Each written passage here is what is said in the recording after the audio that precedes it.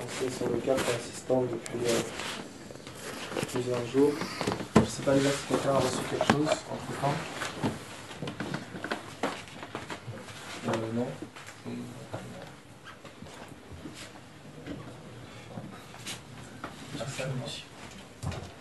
Sur le cœur aussi. Extérieur, le coup de l'intérieur,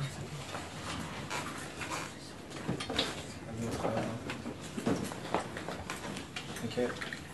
Alors, que chacun puisse être conscient que tu es seul, hein, tu es seul devant Jésus.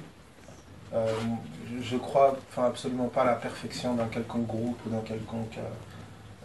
voilà, il n'y a pas de... C'est toi et Jésus, quoi. C'est toi et Jésus dans ta marche.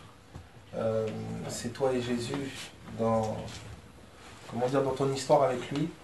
Maintenant, je ne crois pas non plus à un... Comment dire, au franc-tireur. Je sais pas, oui, moi c'est Jésus, je suis isolé. Je suis juste avec Jésus, je veux juste Jésus. J'y crois pas.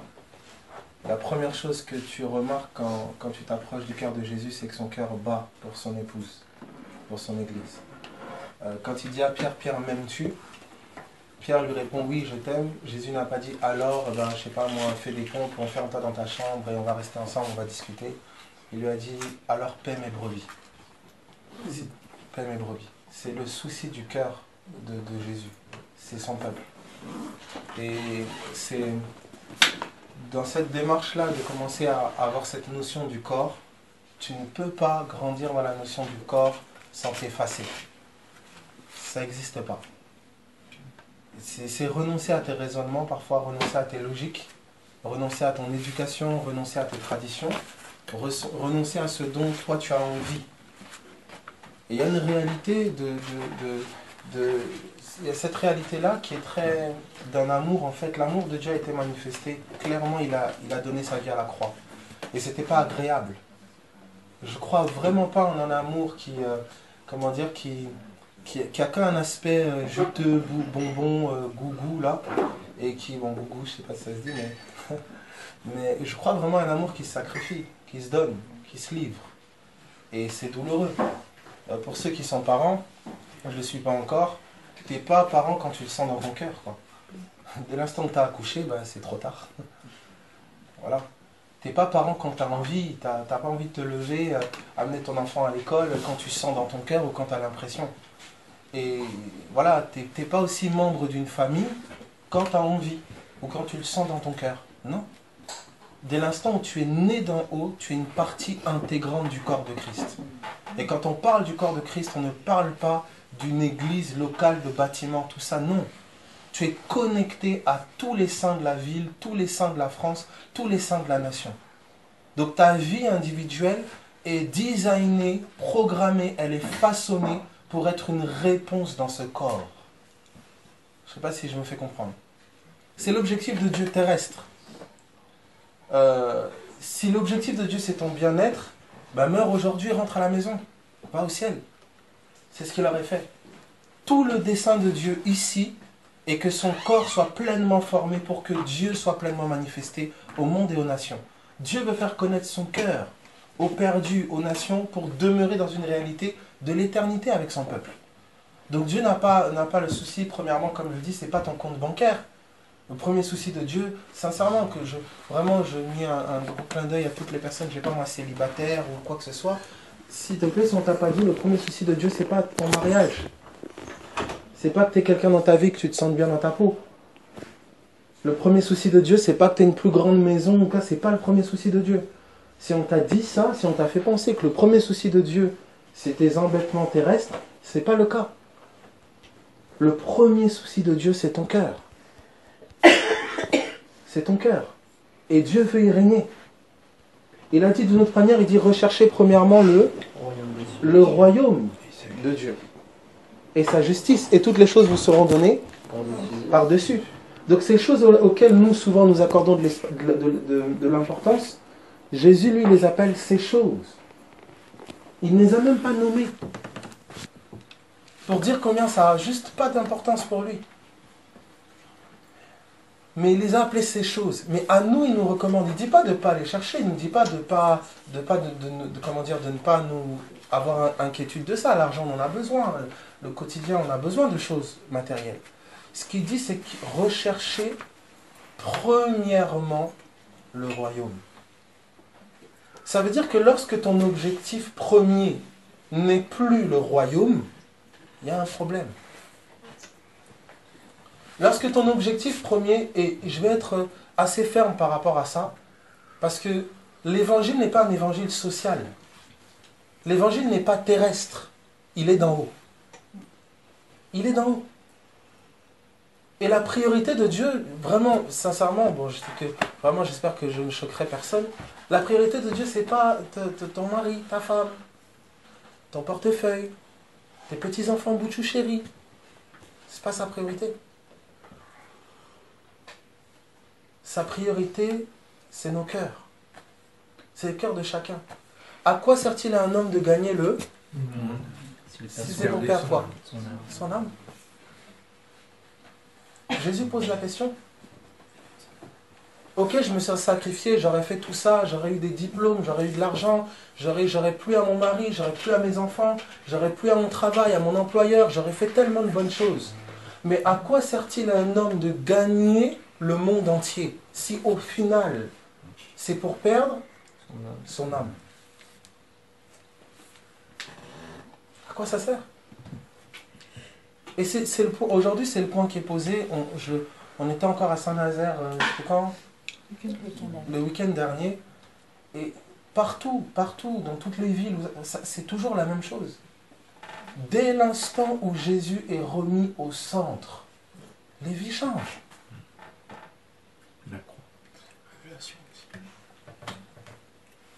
Alors, ce que j'avais particulièrement à cœur là, c'est de retraduire les choses. Si vous allez dans la rue et que vous parlez d'esprit, qui croit aux esprits ici? Non, il ne faut faire peur, la majorité croit. Qui ne croit pas aux esprits? Ok. Est-ce que vous connaissez des gens qui ne croient pas aux esprits? Oui, c'est un esprit. Est-ce qu'il y en a? Levez la main. Qui connaît des gens qui ne croient pas aux esprits? Ok. Est-ce que vous connaissez des gens qui ne croient pas à la magie? Oui, vous en connaissez? Tout le reste qui ne lève pas la main, vous n'en connaissez pas? Les gens qui ne croient pas à la magie? Non?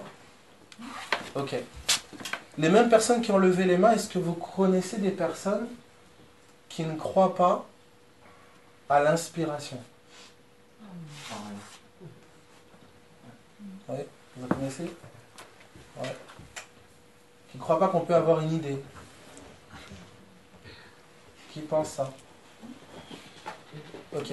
Qui ne croit pas aux pensées? Dans quel sens? Une pensée. Qui n'y croit pas? Pour les questions que je suis en train de poser là, petit à petit, vous allez remarquer que le nombre de mains soit diminué ou le nombre de personnes que vous connaissez se réduit. Parce que ce que je vais appeler esprit dans mon langage, religieux peut-être, ou je dirais biblique, c'est ce que d'autres vont appeler l'inspiration. Beaucoup d'entre vous, pour la plupart ici, vous avez déjà eu une idée. Vous avez déjà tous été ici inspirés. Tous. Mais si je vous parle d'esprit, si je vous dis, est-ce que vous avez déjà été en connexion avec les esprits? Est-ce que vous marchez avec des esprits? Ou est-ce que vous êtes possédé ou sous influence? La majorité, beaucoup diront non.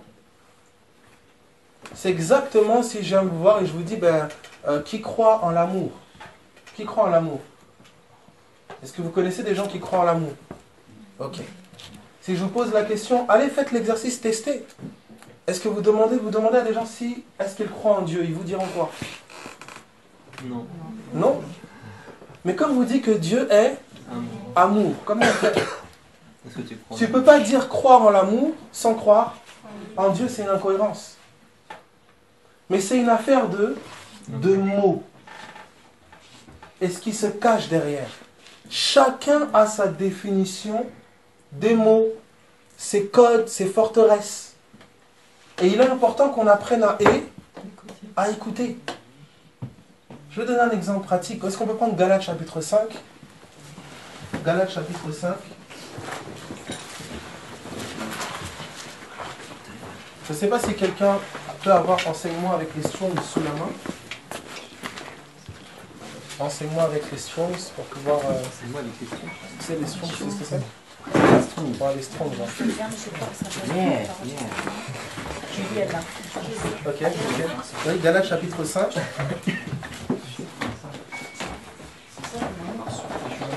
Galates 5 à partir du verset 19. C'est ça ce que tu appelles l'amour? T'as levé la main pour dire que tu m'aimes?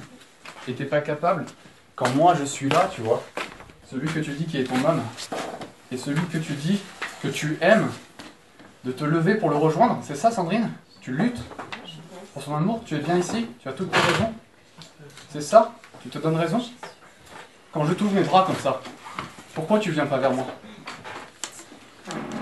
C'est quoi qui te bloque? Qu'est-ce qui te bloque? Moi ça me fait du mal, tu vois. Depuis tout à l'heure je me suis ouvert à toi.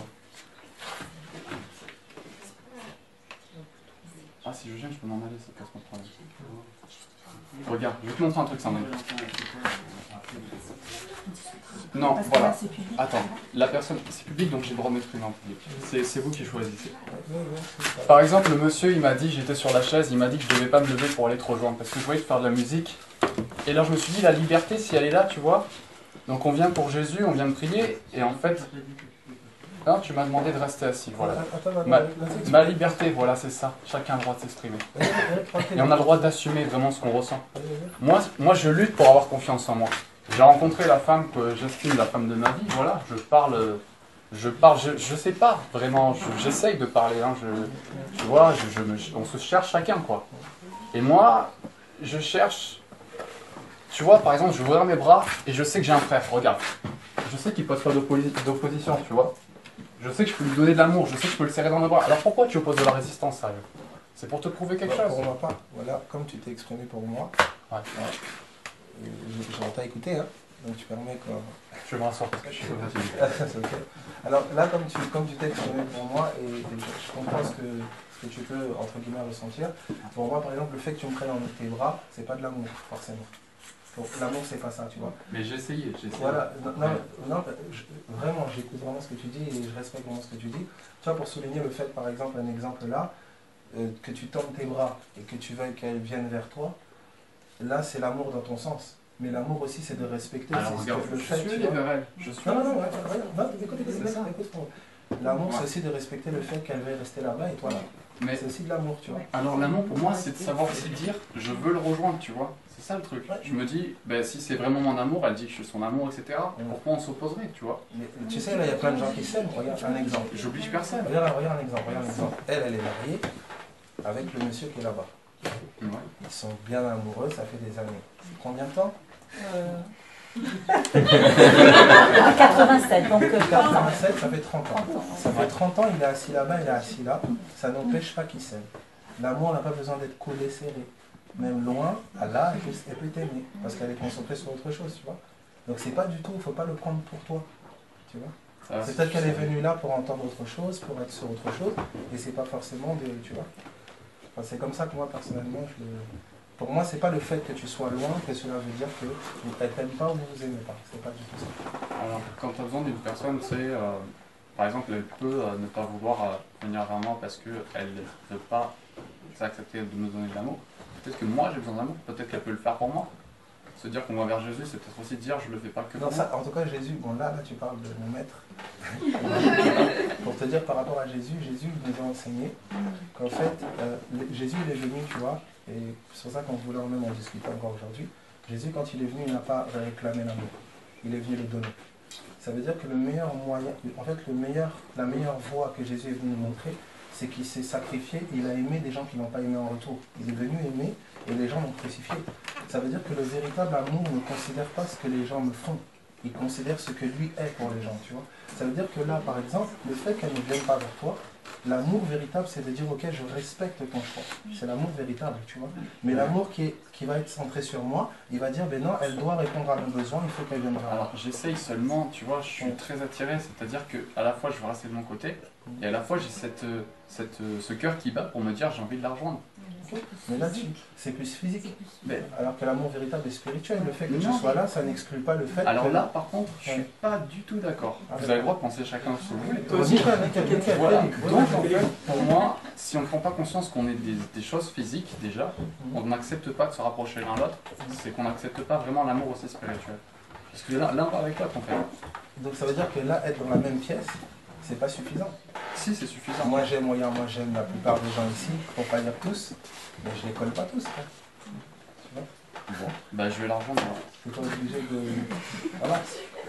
T'es pas obligé de... Voilà. Ça va? Voilà. Ouais. Je pourrais tout à l'heure porter un petit témoignage ou pas Tout à l'heure. Non, non, tranquille. Ouais, tranquille.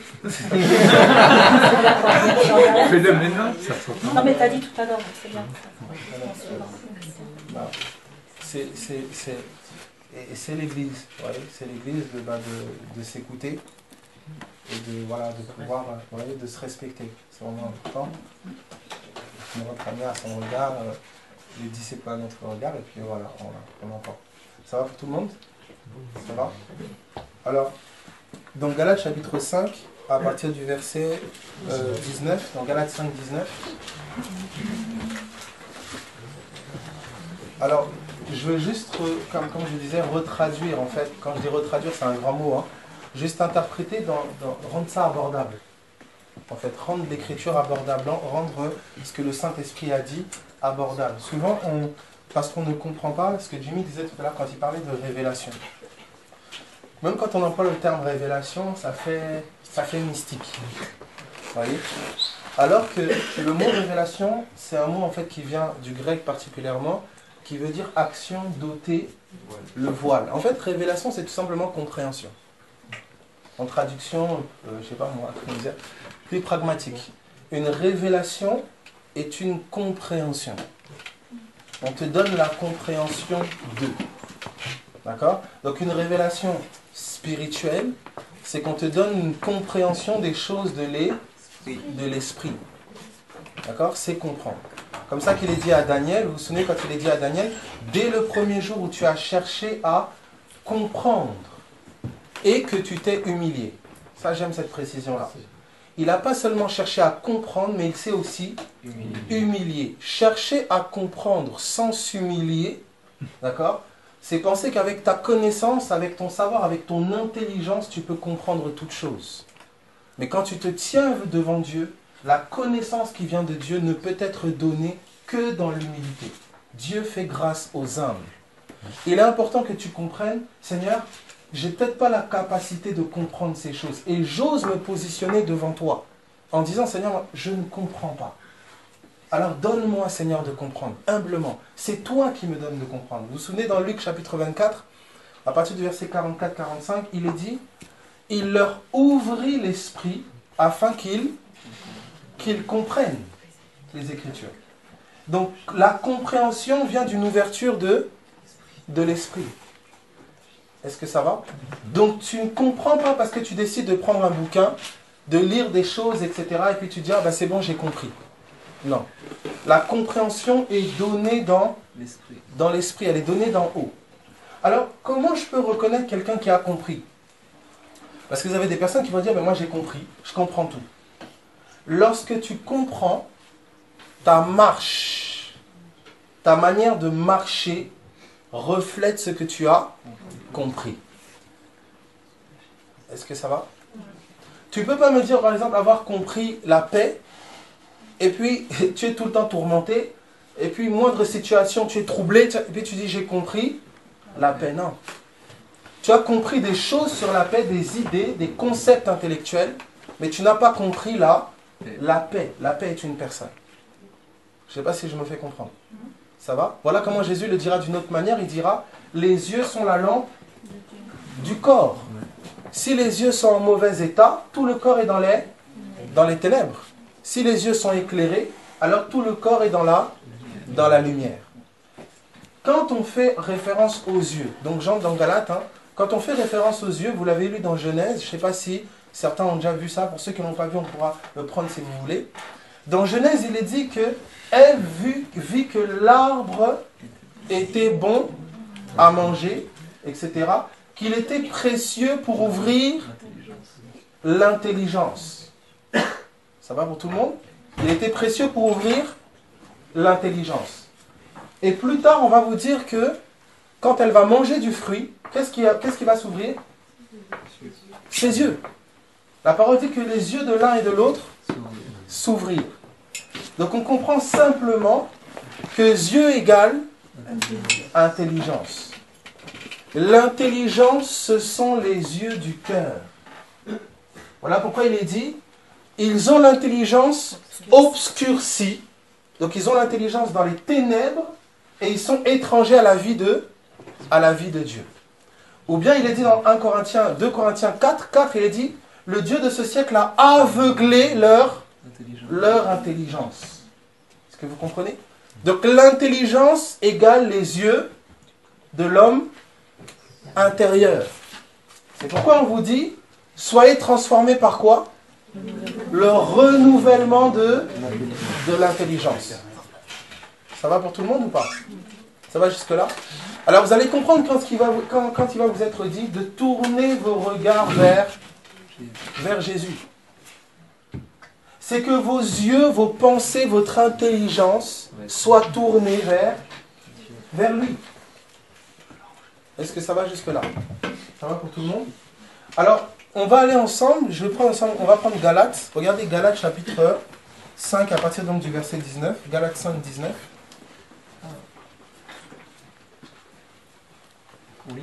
Oui, tu peux lire, vas-y. Or, les œuvres de la chair sont manifestes. Donc les œuvres de la chair, les œuvres de la nature humaine sont manifestes. Oui. Ce sont l'impudicité, l'impureté, la dissolution, l'idolâtrie, la magie, les inimitiés, les querelles. D'accord? Vous savez, quand on parle d'inimitié, donc je suis ennemi avec quelqu'un. Les inimitiés. Continue. Les querelles, les jalousies. Généralement, quand on parle des œuvres de la chair, on aime classifier seulement les premiers. L'impudicité, les choses. Mais ça, là, bizarrement, on ne parle pas trop de ça. Alors, regardez la suite. Jalousie, querelle, oui. L'animosité. les disputes, les divisions, les sectes, l'envie, l'ivrognerie, les excès de table, et les choses semblables. Donc là, quand il cite, il est en train de citer les œuvres de la chair. Ça va pour tout le monde? En citant les œuvres de la chair, regardez comment tu peux passer d'impudique à sectaire. Est-ce que tu es devenu spirituel? Non. Tu es passé de l'œuvre de la chair à une autre. Attention. Quand on parle des œuvres de la chair, regardez ce qui est nommé ici. Dispute, animosité, querelle, excès de table, ivrognerie, jalousie, l'envie. Vous voyez un peu? Tout ça, c'est dans les œuvres de la chair, charnelle. Or, qui est derrière les œuvres charnelles? Satan. Ça va pour tout le monde? Tout le monde les connaît assez correctement. Là où je veux mettre de la lumière, c'est regarder le mot magie. Si tu peux regarder magie dans les Strongs. Pharmakeia. Le mot magie. Pharmakeia. Quand vous entendez pharmakeia, ça vous fait penser à quel mot que vous connaissez très bien? Pharmacie. Est-ce que ça va? Non, je vais vite démontrer rapidement que tout le monde ici, moi y compris, il y a de la chair qui doit vivre la crucifixion. Quand vous commencez à voir quelqu'un qui dit non, moi je ne suis pas dans les œuvres de la chair, c'est l'orgueil qui a gagné son cœur. Je vais démontrer ici. Clair. Rien que tu mets l'envie, la jalousie, les disputes, les querelles, les animosités. On se demandait la différence entre dispute et querelle. Alors, la querelle, ça, pour moi, la querelle, elle tend au mal. C'est plus... tu vois, la dispute, ça peut être... Tu vois, il peut y avoir une dispute de mots. C'est quoi? C'est les actes. Tu vois? Il n'y a pas encore l'acte. Ouais, je sais pas si on peut dire... Il y a plus d'animosité dans la querelle. Tu vois? Alors que la dispute, c'est... On On peut... n'est pas d'accord. Voilà, on peut débattre, ne pas, tu vois, s'accorder et puis ça se Tu fight. les définitions. C'est intéressant, oui. Ouais, même moi, on peut le prendre. Tu l'as? Si tu veux, je vais Querelle. Vas-y, Vas-y, querelle. donc, querelle, c'est lutte, dispute, contentieux. Voilà, Donc les c'est disputes contentieux. c'est assez mignon. Oui. Dispute, c'est plutôt faire une campagne électorale ou intriguer pour une fonction. Ou sinon, esprit partisan, querelleur. Ah oui, oula. C'est pas pareil. Esprit partisan. Querelleur. Défendre quelque chose. Je suis de gauche. Oui. Vous voyez? Ça peut être bien l'église. Alors, exactement. Ça va pour tout le monde? Ça va? J'ai dans un dispute, c'est la solution discrète de choses. Voilà, exactement. Si tu veux, je peux continuer. Généralement traduit par esprit de dispute, Oui. cabale, dispute ou esprit de parti. Ok. Ah ben, très fort. Ça va pour tout le monde? Ok. Alors, regardez ce qui est dit ici. Regarde ce que dans magie. Ouais. Pharmakeia. L'usage ou l'administration de drogue. Vous attendez? L'usage ou l'administration de drogue.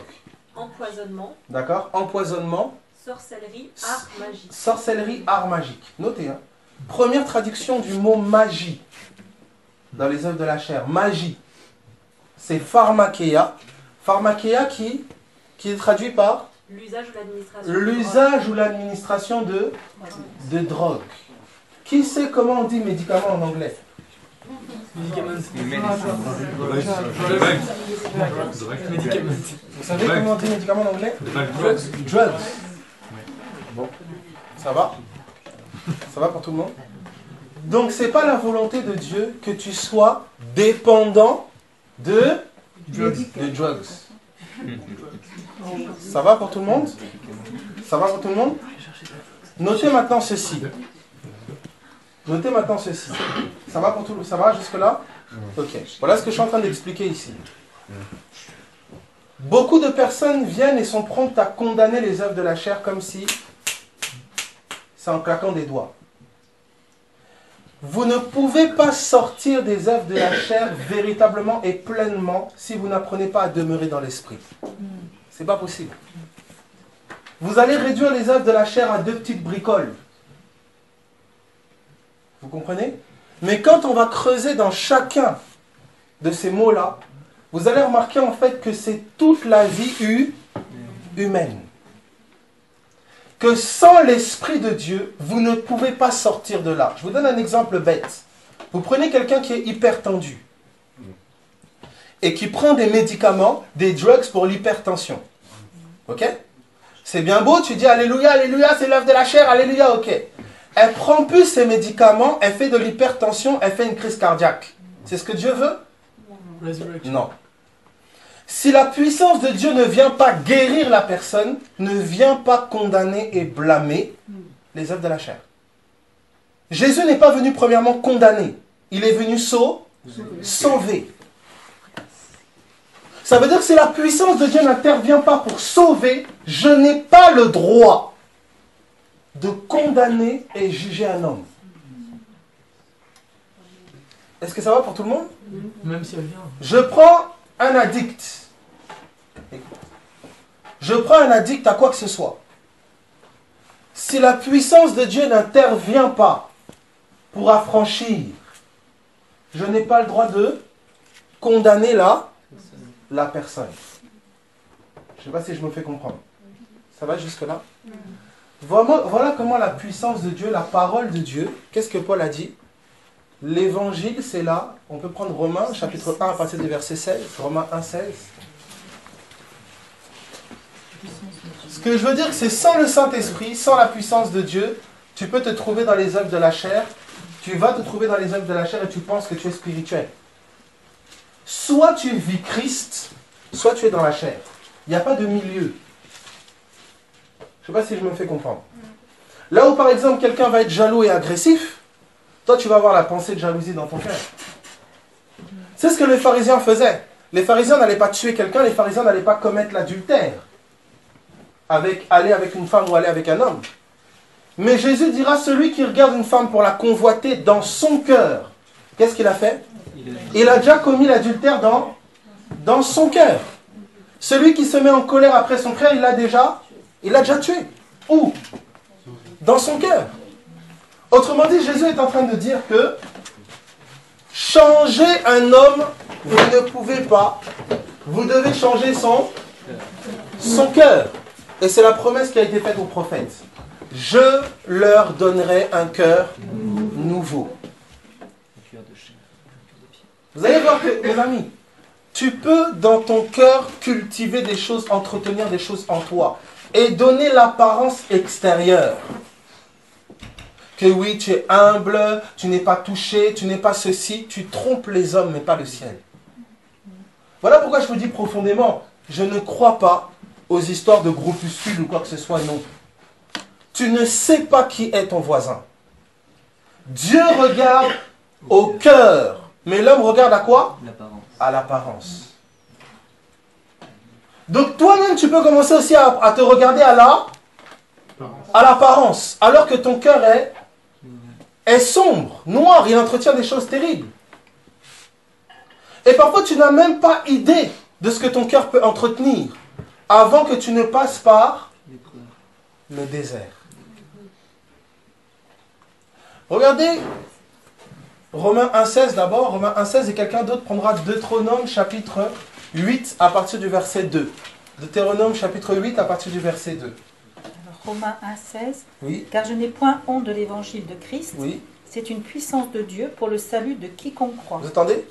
Évangile égale Puissance. puissance de Dieu. La bonne nouvelle qui concerne Jésus-Christ. Écoute, si Jésus-Christ vient à toi, se révèle à ton cœur, chaque compréhension, révélation que tu as de lui véhicule une puissance de transformation de ton être intérieur. Ça peut aller jusqu'à ta santé. Est-ce que ça va pour tout le monde? Connaître Jésus, c'est la vie. C'est pas une petite idée, oh ben j'ai une petite idée sur Jésus, oh ça m'intéresse. Non, non, non, non. Dieu est en train de fonctionner d'une manière complètement différente à ce qu'on a connu dans les temps anciens. Il est en train de bouger complètement différemment. Il est en train de rendre son peuple de plus en plus autonome et dans une dépendance de la révélation de Jésus-Christ.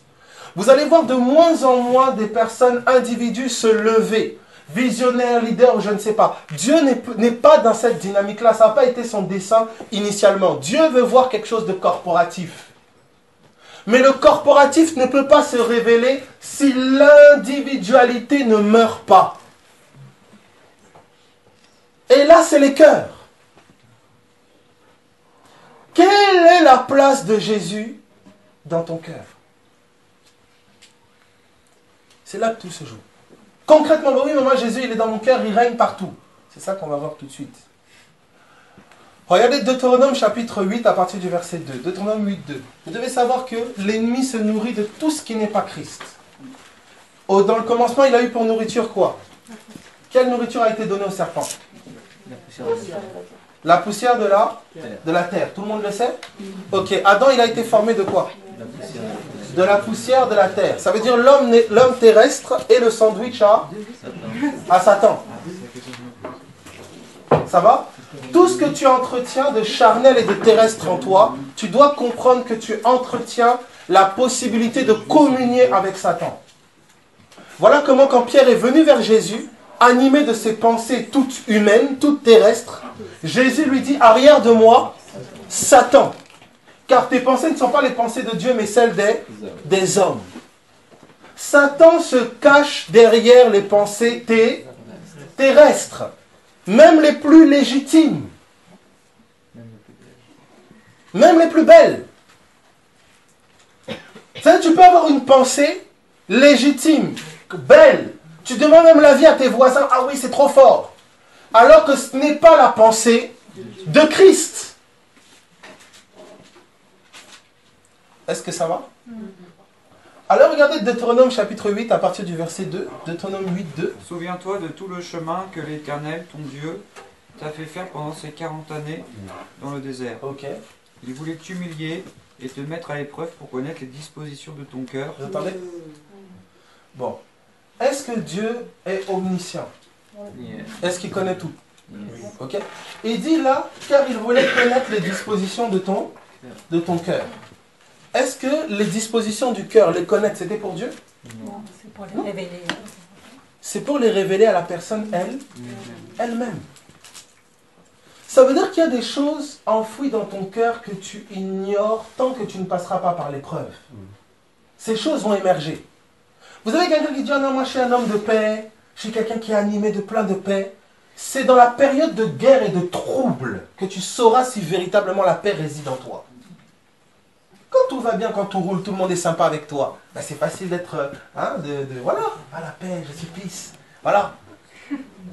Mais c'est dans les critiques, dans l'opposition, dans les disputes, dans les guerres, dans l'adversité, que ton cœur va révéler ce qui y réside. Est-ce que ça va? Voilà pourquoi pour le disciple de Jésus, le désert est la plus grande école.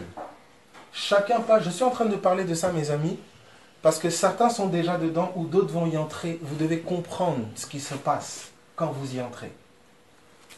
Tu peux avoir tous les arguments, tu peux avoir raison sur tout le monde. Dans l'école du désert, ce n'est pas les arguments qui sont mis en lumière. C'est la personne que tu es. C'est ton être.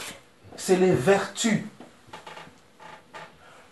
Entre Saül et David, qui était roi? David, reconnu par Dieu? Oui. Oint par Dieu? Oui. Dieu avait rejeté Saül? Oui. Qui jouait de la harpe pour qui? David pour Saül. David jouait de la harpe pour Saül. C'est légitime, c'est juste? Qu'est-ce qu'on voit dans David? L'humilité.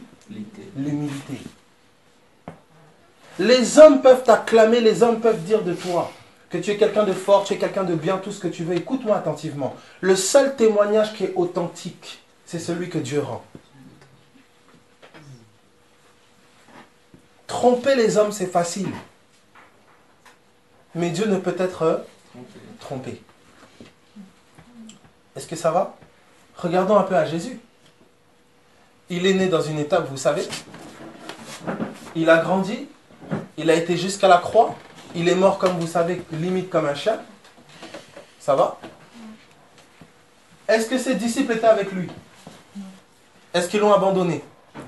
Oui. Est-ce que Judas, qui gardait la caisse à qui Jésus lui a confié la caisse, est-ce qu'il volait dedans?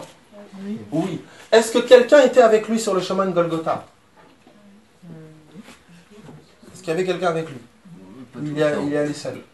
Pas tout le temps. Est-ce qu'il est mort accompagné? Non. Il est descendu dans le séjour des morts accompagné? Seul. Mais qu'est-ce que Jésus a manifesté? L'humilité, l'amour, le pardon. Jésus est en face de César. Il est en face de Pilate.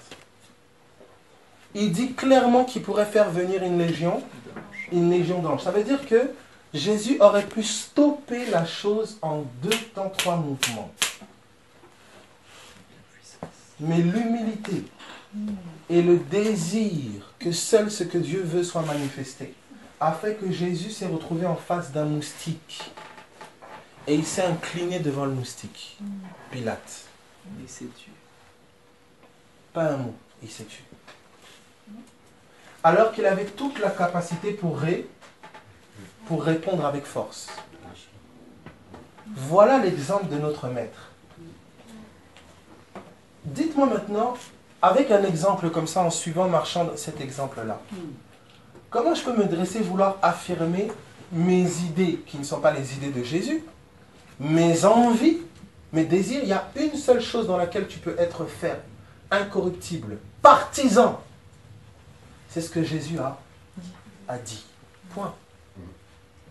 Paul dit, nous ne sommes même pas capables de produire des pensées valables par nous-mêmes. Donc toute cette psychologie aussi de confiance en soi, la dernière personne en qui tu dois avoir confiance, c'est toi-même.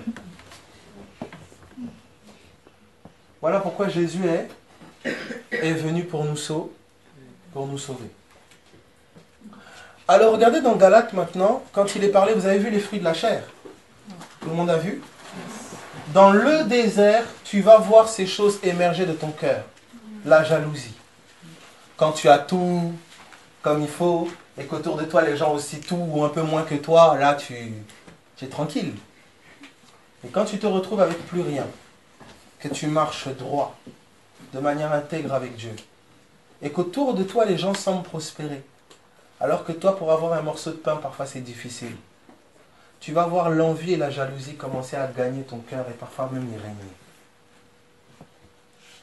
Tu vas commencer à voir, lorsque tu es dans une situation difficile, stressé, sous pression, tu vas commencer à avoir l'esprit de dispute ou de querelle t'animer à vitesse grand V. On te parle de... Tu peux me passer la fourchette s'il te plaît? Non mais tu te fatigues là, La fourchette. C'est-à-dire tu es excessif, je suis excessif dans tout. Parce que dans mon cœur, je suis animé par autre chose. Est-ce que ça va? Vous allez voir comment vous vivez tous le spirituel au quotidien, tous les jours. Les gens attendent Jésus sur la montagne, comme s'il allait descendre de je ne sais pas où. Écoutez ce qu'il dit. Heureux ceux qui ont le cœur, car ils verront. Ce que tu vois de lui est lié à ce que ton cœur entretient.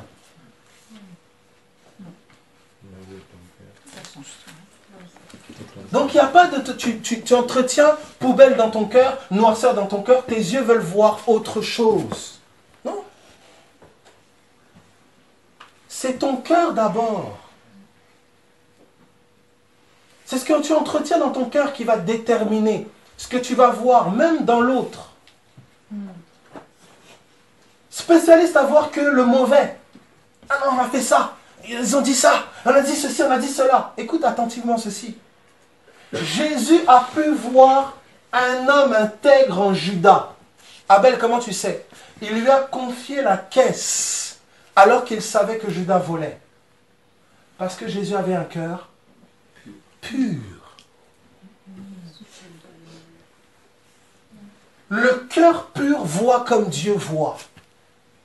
Il ne voit pas que les manquements de l'autre. Il ne fait pas des zooms sur tout ce qui ne va pas. Mais il sait élever ce qui va. Honorer ce qui va. Je peux prendre un exemple pragmatique? Ok. Est-ce que vous connaissez l'histoire d'Abraham? Tout le monde connaît, qui connaît l'histoire d'Abraham? Qui ne connaît pas l'histoire d'Abraham? Ok, tout le monde connaît l'histoire d'Abraham.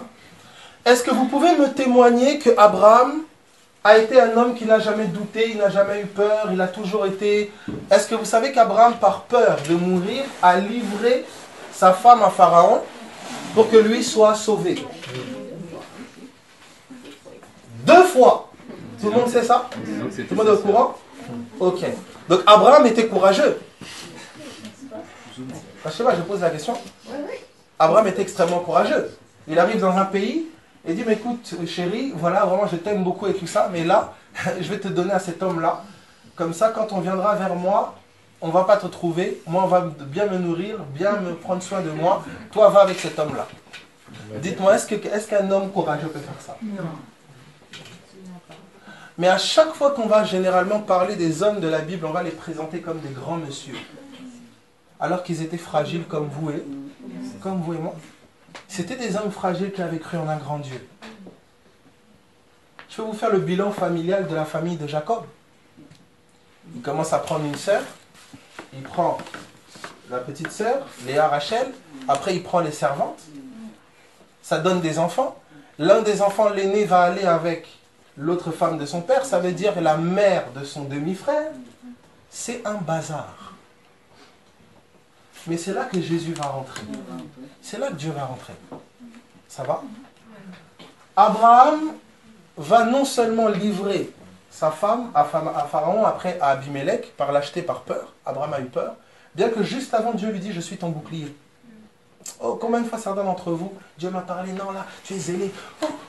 Le lendemain, écoutez, je ne dis pas l'heure d'après parce que je vais être trop... Hein, le lendemain, tu pleures comme si Dieu t'avait rien dit. Et après, quand c'est comme ça, on vient te rappeler que Dieu t'a parlé, tu commences à culpabiliser, mais je ne comprends pas. pourtant Dieu m'a parlé, il n'y a rien qui reste en moi, et tout ça, tu culpabilises. Je suis en train de t'annoncer qu'Abraham a vécu ça avant toi.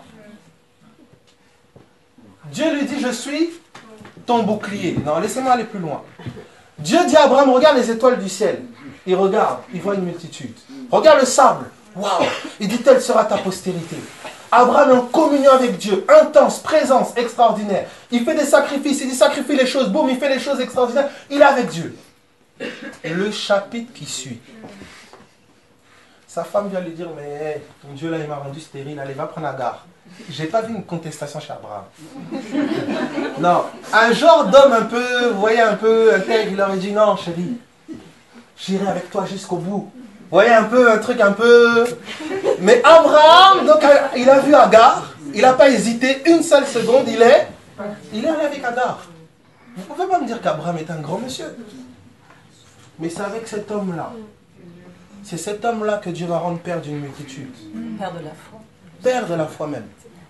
Il va l'appeler Abraham. Au lieu d'Abraham. D'accord? Avant même qu'il ne soit père. Ça veut dire que Dieu change ton identité avant que tu aies dans ta main. Il change ta mentalité et ton regard avant même que tu aies les choses sous ta main. Mais le problème, c'est que quand tu ne comprends pas ça, tu vas courir après les choses, ne comprenant pas que Dieu court après qui tu es. Pas ce que tu as. Ce que tu as doit être la conséquence de qui tu es. Je souhaite que vous prospériez à tous égards. Souvent, on s'arrête là. Comme prospère l'état de ton âme. Ne cherchez pas une prospérité extérieure. Si à l'intérieur, tu es pauvre. Mais la prospérité extérieure sera la conséquence naturelle de la prospérité intérieure. Et quand je parle de prospérité, bien sûr, vous comprenez, je ne parle pas premièrement d'argent. Hein? Désolé pour ceux qui, voilà. Oh. Déjà les dollars. Ça va? Alors, regardez avec notre ami Abraham. Vous avez vu l'histoire d'Abraham, un type avec une vie en dents de scie. D'accord? Il est troublé, il a peur, il a beaucoup de choses. Et regardez ce Dieu qui est extraordinaire. Dieu va chercher la femme d'Abraham dans la maison de Pharaon et dans la maison d'Abimelech. Ça veut dire que Dieu va nettoyer derrière Abraham les erreurs d'Abraham. Pire que ça, il va menacer Pharaon, Abimelech, rendant témoignage à Abimelech, c'est mon prophète. Sans blâmer Abraham une seule seconde. Vous dites, mais ça c'est quel Dieu? Il était l'ami d'Abraham. Vous savez, quand vous avez un ami, on a été un peu, quartier, tout ça, et mes amis, quand on apprenait, quelqu'un venait nous dire que oui, dans l'autre quartier là-bas, oh, tout ça, ils ont fait ça, nan, nan, tu réfléchissais pas qui la faute. Tu allais, parce que tu as touché à mon ami. Après, si après à l'ami, il faut dire non, franchement, toi t'abuses, hein. Toujours aussi, tu vas dans des trucs, aussi tu te mets dans des trucs, on en a marre. Mais parce qu'il y a un lien d'amitié, ça t'engage dans le même combat. Mon ami a raison. Et on voit ça parfois avec les parents. Ça se passe à l'école, petite dispute à l'école, qu'ils apprennent seulement que le professeur a parlé, crié un peu fort, levé un peu la main. Il y a des mamans terribles. Son enfant a toujours raison. C'est l'amour qui fait ça. Mais l'amour aussi corrige quand même. Ouais. Mais c'est l'amour qui fait ça. Alors, regardez maintenant avec Abraham. Maintenant, je vais prendre avec vous le témoignage que Dieu va rendre d'Abraham. Regardez le regard de Dieu. Romains chapitre 4, verset 19. Romains 4, 19.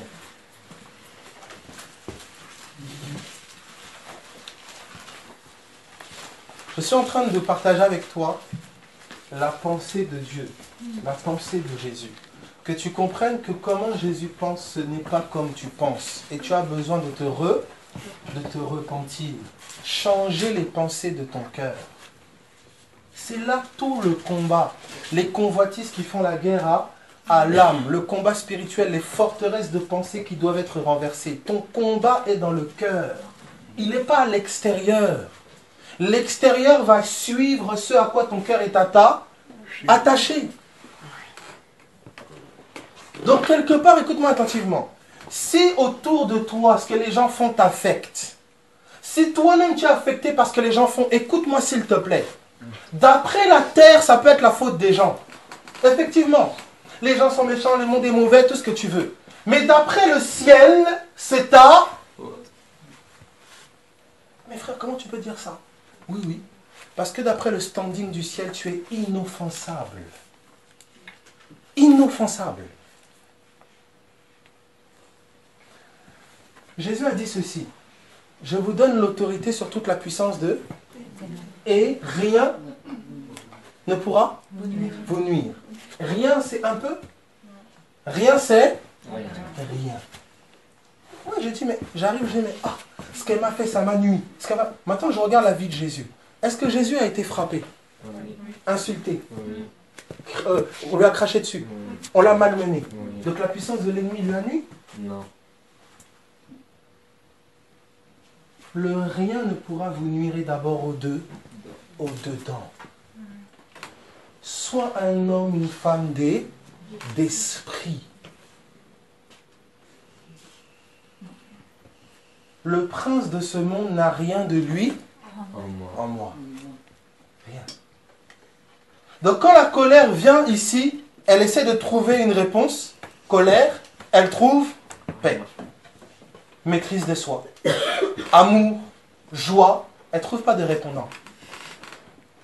Parce que celui qui était comme ça a été crucifié. Voilà le standing de Dieu pour chacun d'entre nous. C'est un standing individuel, personnel déjà, au sein de ta famille, au sein de ton travail, au sein de ton quartier, au sein de tes amis. C'est quotidien. Quand les gens disent, moi je veux servir Dieu, il faut aller à la chorale. Non, va pas à la chorale. Déjà dans ta maison, c'est à côté. La chorale, c'est même loin. Le protocole, il est même loin. Dans ta maison, avec ton petit enfant, ton mari, ta famille, dans ton quartier. Même dans tes pensées. Voilà, même dans tes pensées. Paul dit, le Dieu que je sers en mon esprit. Même intérieurement, déjà, tu sers. Est-ce que ça va? Regardez ce qui est dit, dans Romains, on va dans le fruit d'esprit, dans Romains 4, 19, le témoignage de Dieu à Abraham. Abraham, l'ami de Dieu. Donc on parle d'un homme qui a livré sa femme, un homme qui a fait des erreurs, un homme qui a un passé d'idolâtre. Regardez ce que le ciel va dire de lui. Écoute-moi, quel que soit ce que les hommes peuvent dire de toi et comment ils t'ont défini, tu dois savoir qu'il y a une autre définition qui a été donnée à ta vie en Jésus-Christ. Regardez ce qu'il va dire ici d'Abraham. Romains 4, 19. Telle sera ta postérité, et sans faiblir dans la foi, il ne considéra point que son corps était déjà usé. Et sans faiblir dans la foi. Dieu rend le témoignage à Abraham qu'Abraham n'a jamais faibli dans la foi. Mais Dieu, est-ce qu'on a vu le même Abraham? Regardez la suite. Donc, il ne considéra point que son corps était déjà usé, puisqu'il avait près de 100 ans, et que Sarah n'était plus en état d'avoir des enfants. Il ne douta point par incrédulité. Il ne douta point par incrédulité. Au sujet de la promesse de Dieu. Au sujet de la promesse de Dieu. Mais pourquoi tu es parti chercher Agar? Regardez la suite. Mais il fut fortifié par la foi. Mais il fut fortifié par la foi. Vous entendez le témoignage que Dieu rend d'Abraham? Écoute-moi attentivement. Dieu va retenir de ta vie que les victoires. Dieu va retenir de ta vie que les victoires. Il n'y a que toi qui restes complètement à focus sur ce qui ne va pas chez toi. Je donne toujours cet exemple-là du petit enfant. J'ai parfois été avec des parents, l'enfant se lève à peine, il fait ça. Il tombe sur les fesses. Allez maintenant demander le rapport du parent. C'est-à-dire, vous n'étiez pas là. Allez demander le rapport. Ah oui, tout ça, comment ça a été ta journée? Tu sais pas, je t'imagine pas. Olivier a quasiment couru. Comment? Mes amis, j'ai des rapports des parents terribles. Et puis vous êtes impatients, vous vous dites là, c'était ok, quand je rentre à la maison, vraiment, je vais voir le petit. Non, vraiment, c'est fort. Je sentais qu'il était vraiment poussé par quelque chose. Il a fait vraiment ses premiers pas. C'était. Et puis vous arrivez, tu dis, Olivier, lève-toi. Maintenant, vous vous asseyez, vous regardez la mère discrètement, il ne faut pas décevoir. Vous dites, mais Est-ce qu'on a vu la même chose? Ou c'est le regard d'amour, c'est apprécier le plus petit. Le plus petit. Et c'est le regard que Dieu a sur toi.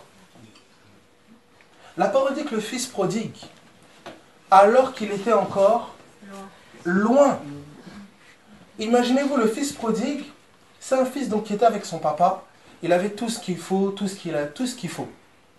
Et puis il va décider de prendre tous ces biens-là pour aller les dilapider avec les prostituées, les cochons et je ne sais. C'est parfois la même chose parfois que nous avons fait. Dieu a mis parfois dans tes mains un talent naturel, un don naturel. Il a mis dans tes mains, je ne sais pas moi, quelque chose de naturel, une capacité, une intelligence, etc. Et puis, tu pars maintenant avec tout ça au service de ta propre personne. Tu dilapides ça dans des bêtises, tu dilapides ça dans des choses terribles. La faculté que tu as à pouvoir toucher le cœur des gens, eh ben, tu l'amènes pour séduire les gens, pour les amener dans une voie égarée. La sensibilité artistique que tu peux avoir, tu la noies dans la drogue, tu la noies dans l'alcool et tu t'y perds. Tant de dons naturels qui se sont formés en toi, avec lesquels tu es né, mais qui ont été dilapidés au service du diable. Qui ont été dilapidés pour détruire, pour heurter, pour blesser. Le courage et l'audace qui t'a été conféré. Le côté têtu. Non, têtu c'est une grâce. Quelqu'un quand il dit quelque chose, il s'y tient, il reste là, il ne bouge pas. C'est une grâce. Mais toi, le problème, tu es têtu pour les mauvaises choses.